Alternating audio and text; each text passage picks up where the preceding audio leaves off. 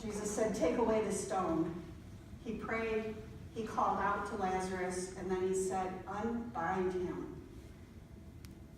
I get goosebumps imagining this. I think of the loved ones I've lost, and I imagine Mary and Martha, the pain they're feeling, and the fear they must have for their own futures as single women without a male relative to protect them. Imagine the joy and relief and renewed hope and absolute reverence they must have felt as they witnessed this incredible miracle.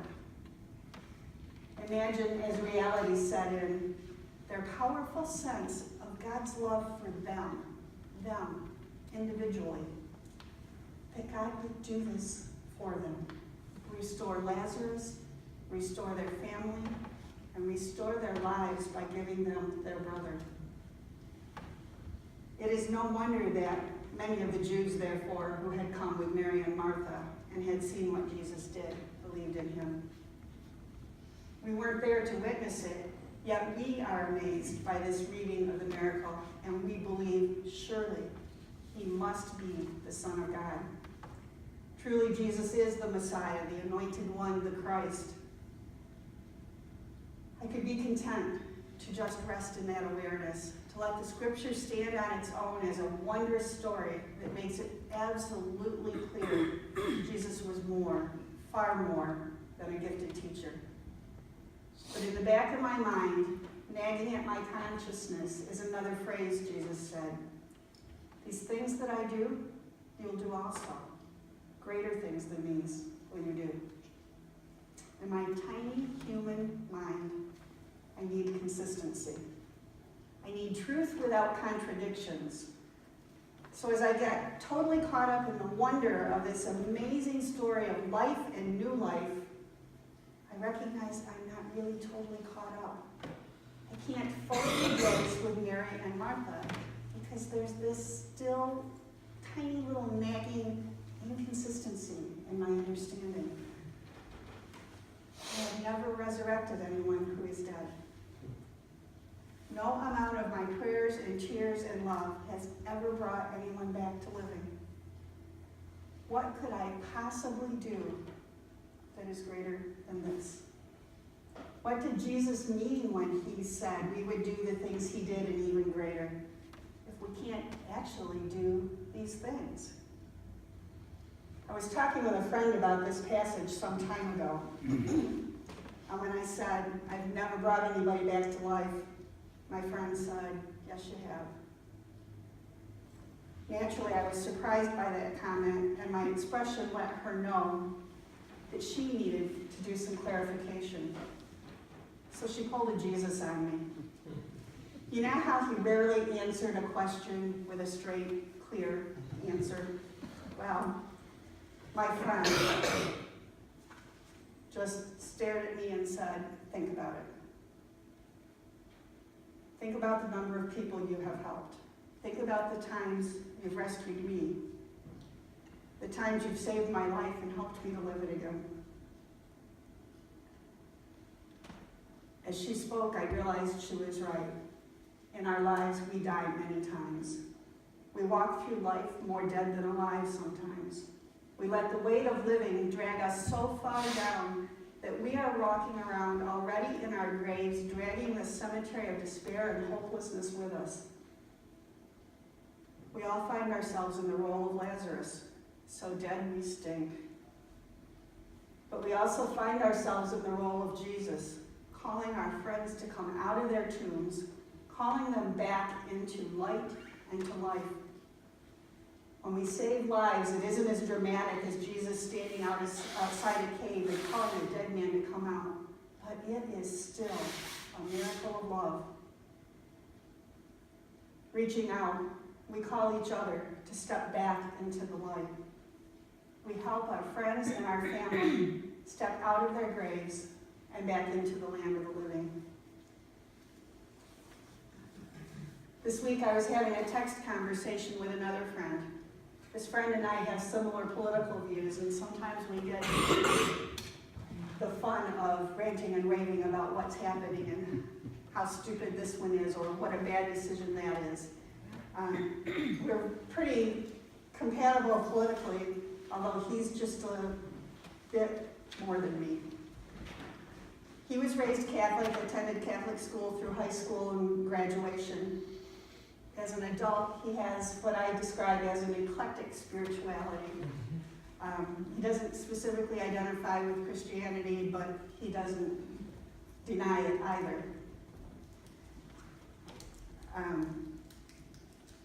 He does carry, though, those teachings, all those Bible lessons from all of his time in Catholic school, they're with him. And they pop up off and on. As we were having this political conversation, and I was expressing my frustration with the people who use their religion to promote agendas that harm others, I said, Jesus was a political revolutionary who got sentenced to death for disrupting the status quo. He was an organizer, social justice advocate, very radical. The leaders saw him as dangerous and tried to silence him by hanging him.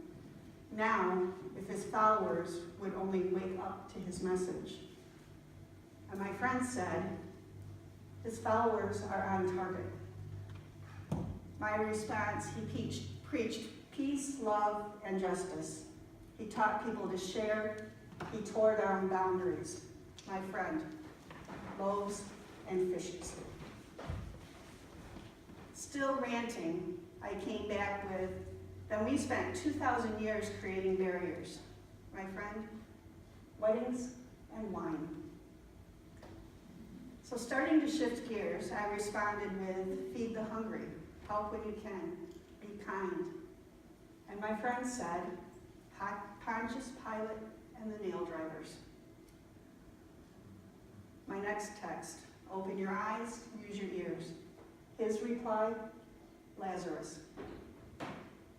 In that moment, this passage of scripture took on a new meaning for me.